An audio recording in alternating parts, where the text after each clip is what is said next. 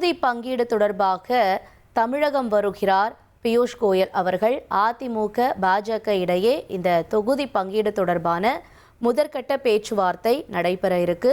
முக்கிய செய்தியா நம்ம பார்த்துட்டு இருக்கோம். விவரங்களோடு செய்தியாளர் தாயுமானவன் இணைந்திருக்கிறார்.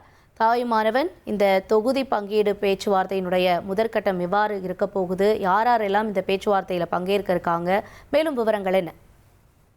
தமிழகத்திற்கான தேர்தல் பொறுப்பாளராக நியமிக்கப்பட்டிருக்கக்கூடிய மத்திய அமைச்சர் பியூஷ் கோயல் இன்று மாலை தமிழகம் வர இருக்கிறார்.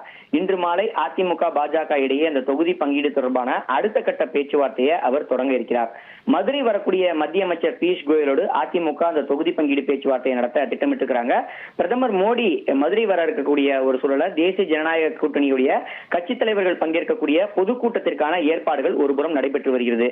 அதற்கு முன்னதாகவே தமிழகத்திற்கான அந்த தேர்தல் பொறுப்பாளர் மத்திய அமைச்சர் பியூஷ் கோயல் மதுரைக்கு வர இருக்கக்கூடிய நிலையில மதுரையில கோயலோடு அதிமுக தரப்புல முக்கிய நிர்வாகிகளுள் ஒருவராக இருக்கக்கூடிய எஸ்பி வேலுமணி இந்த தொகுதி பங்கீடு தொடர்பான இந்த பேச்சுவார்த்தையை நடத்த திட்டமிட்டிருப்பதாக தகவல்கள் என்பது வெளியிடப்பட்டிருக்கிறது. பியூஷ் கோயலை சந்திக்கக்கூடிய எஸ்பி வேலுமணி பல்வேறு விஷயங்களை இது தொடர்பாக பேச இருப்பதாக தகவல்கள் வெளியிடப்பட்டிருக்கிறது.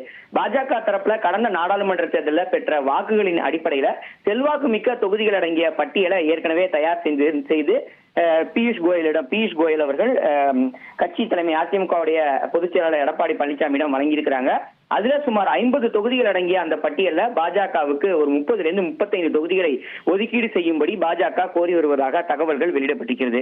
அதே சமயம் அதிமுக தரப்பிலோ 23 அல்லது 25 28 தொகுதிகள் வரைக்கும் தான் ஒதுக்கீடு செய்ய வாய்ப்பு இருப்பதாக அந்த ஏற்கனவே நடைபெற்ற அந்த பேச்சுவார்த்தையில் எல்லாம் இந்த நம்பர்ஸ் தொடர்பாக பேசப்பட்டதாக தகவல்கள் வெளியிடப்பட்டிருக்கிறது.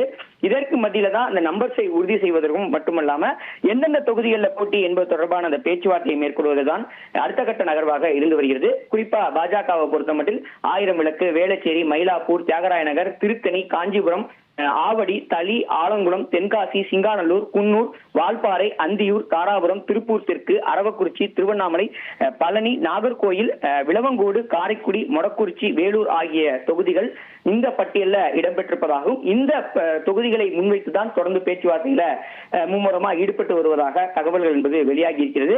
இந்த தொகுதிகளில் பெரும்பாலான தொகுதிகள் அதிமுகவுடைய முக்கிய நிர்வாகிகள் போட்டியிடக்கூடிய தொகுதிகளாகவும் அது மட்டுமல்லாம அதிமுகவுக்கு செல்வாக்கு மிக்க தொகுதிகளாகவும் இருப்பதனால இந்த தொகுதிகளை இறுதி செய்வதில் தான் தொடர்ந்து இந்த பேச்சுவார்த்தை என்பது நடைபெற்று வருகிறது.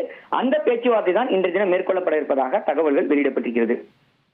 உங்களுடைய தகவல்களுக்கு நன்றி தாயுமானவன்.